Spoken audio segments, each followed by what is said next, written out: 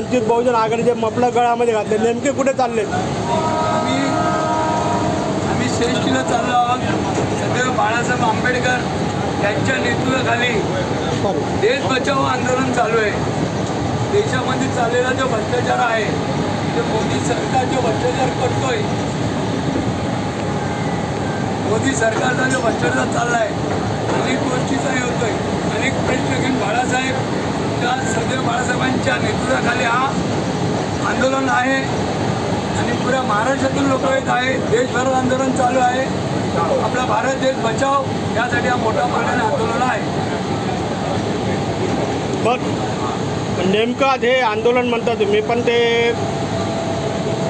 पक्षामार्फत चाललं आहे, ते कसं काय म्हणजे बाकी पक्ष तुमचे काय जॉईन झाले आहेत का तुम्हाला?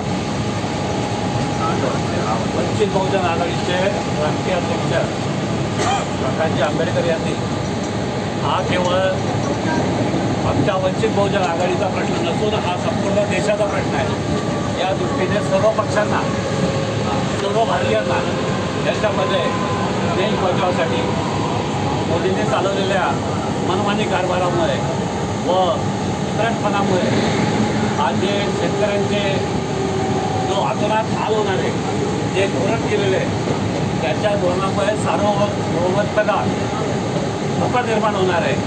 देश बचावासाठी हे आंदोलन असल्यामुळे सर्व पक्षांना, सर्व भारतीयांना याच्यामध्ये आव्हान करण्यात आलेलं आहे आणि त्यात बहुतेक अनेक सामाजिक संस्था, सामाजिक संघटना व पक्ष याच्यामध्ये सक्रिय सहभागी होतील अशी अपेक्षा वंचित बहुजन आघाडी करते आणि आम्ही सुद्धा सर्व पक्षांना व नागरिकांना आव्हान करत आहोत.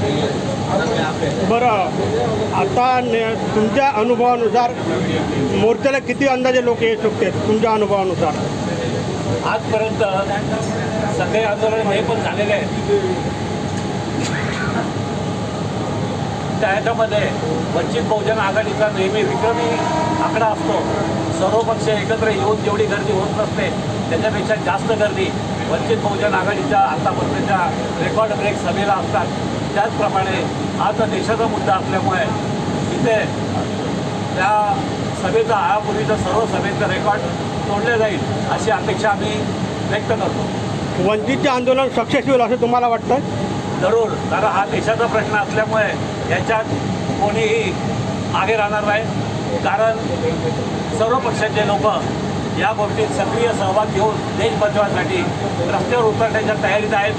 बऱ्याच ठिकठिकाणी आंदोलन होत आहेत, परंतु आपले मीडिया विकाऊ असल्यामुळे ते आंदोलन दाखवले जात नाही.